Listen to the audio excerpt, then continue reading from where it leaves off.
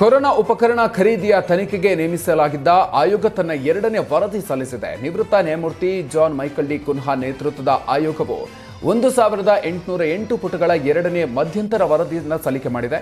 ಒಟ್ಟು 7 ಸಂಪುಟಗಳ ಮಧ್ಯಂತರ ವರದಿ ಇದಾಗಿದೆ. ಇದರಲ್ಲಿ 4 ಸಂಪುಟಗಳು ಬಿಬಿಎಂಪಿ ವ್ಯಾಪ್ತಿಯಲ್ಲಿ ನಡೆದ ಹಗರಣ ಮತ್ತು ಅವ್ಯವಹಾರಗಳಾಗಿದೆ.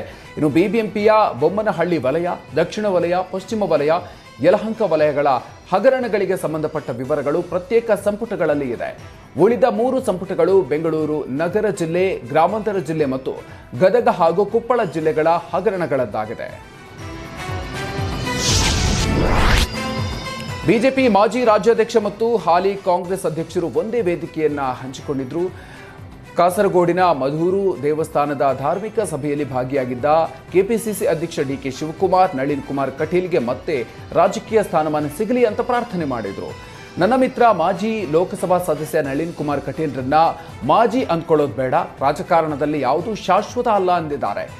ಹೀರೋ ಹೀರೋ ಆಗ್ತಾನೆ ಅಂತ ಹೇಳಿದ್ರು. ನಾನು ಮತ್ತು ನೀವು ಒಂದೇ ವೇದಿಕೆಯಲ್ಲಿ ದೇವರನ್ನ ಪ್ರಾರ್ಥನೆ ಮಾಡಿದ್ದೀವಿ. ಭಗವಂತ ನಿಮ್ಮ ಎಲ್ಲ ವಿಘ್ನ ನಿವಾರಣೆ ಮಾಡಿ ಮತ್ತೆ ಈ ರಾಜ್ಯದಲ್ಲಿ ಸೇವೆ ಮಾಡುವ ಅವಕಾಶ ಕೊಡ್ಲಿ ಅಂತ ಡಿಕೆಶಿ ಹೇಳಿದ್ರು. ಹನಿ ಟ್ರ್ಯಾಪ್ ಪ್ರಕರಣದ ತನಿಖೆ ಚುರುಕಾಗಿದೆ. ನಾಳೆ ಕೆಎನ್ ರಾಜಣ್ಣ ವಿಚಾರಣೆಗೆ ಹಾಜರಾಗುವ ಸಾಧ್ಯತೆ ಹೆಚ್ಚಾಗಿದೆ. ತನಿಖೆ ಶುರು ಮಾಡಿ 1 ವಾರ ಕಳೆದರೂ ಸಣ್ಣ ಸುಳಿವು ಕೂಡ ಸಿಕ್ಕಿಲ್ಲ. ಈಗಾಗಲೇ 6ಕ್ಕೂ ಹೆಚ್ಚು ಸಿಬ್ಬಂದಿ ವಿಚಾರಣೆ ನಡೆಸಲಾಗಿದೆ. ರಾಜಣ್ಣ ಮನೆಯ ಸಿಬ್ಬಂದಿ ಬಳಿ ಮಾಹಿತಿ, ಗನ್ಮ್ಯಾನ್ ಹಾಗೂ ರಾಜಣ್ಣ ಪಿಎ ಬಳಿ ಸಿಐಡಿ ಮಾಹಿತಿ ಕಲೆ ಹಾಕಿದ್ದಾರೆ. ಸಿಐಡಿ ಅಧಿಕಾರಿಗಳು ರಾಜಣ್ಣ ಸಿಬ್ಬಂದಿಗೆ ಕೇಳಿರುವ ಪ್ರಶ್ನೆಗೆ ನಮಗೆ ಗೊತ್ತಿಲ್ಲ ಅಂತ ಹೇಳಿದ್ದಾರೆ. ಹೀಗಾಗಿ ರಾಜಣ್ಣರ ವಿಚಾರಣೆ ನಡೆಸುವ ಸಾಧ್ಯತೆ ಇದೆ. ಮಹಾರಾಷ್ಟ್ರ ಸರ್ಕಾರದ ನೆರವಿನಿಂದ ಬೆಳಗಾವಿಯಲ್ಲಿ ಸ್ಮೃತಿ ಭವನ ನಿರ್ಮಾಣಕ್ಕೆ ಶಂಕುಸ್ಥಾಪನೆ ನೆರವೇರಿಸಲಾಗಿದೆ. ಕರ್ನಾಟಕಕ್ಕೆ ಸೆಡ್ಡು ಹೊಡೆಯುವ ಕೇಂದ್ರ ನಿರ್ಮಾಣ ಆಗ್ತಾ ಇದ್ರೂ ಬೆಳಗಾವಿ ಜಿಲ್ಲಾಡಳಿತ ಸೈಲೆಂಟ್ ಆಗಿದೆ. ಇದು ಕನ್ನಡ ಸಂಘಟನೆಗಳ ಆಕ್ರೋಶಕ್ಕೆ ಕಾರಣ ಆಗಿದೆ.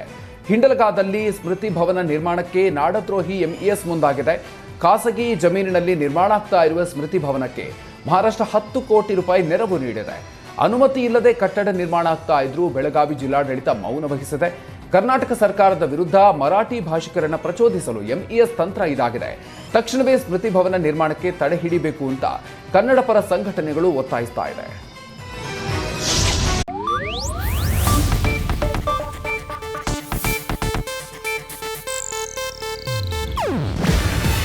ಇದು ಏಷ್ಯಾನೆಟ್ ನ್ಯೂಸ್ ನೆಟ್ವರ್ಕ್ ಪ್ರಸ್ತುತಿ. ನೀವು ನೋಡ್ತಿದ್ದೀರಾ ಏಷ್ಯಾನೆಟ್ ಸುವರ್ಣ ನ್ಯೂಸ್.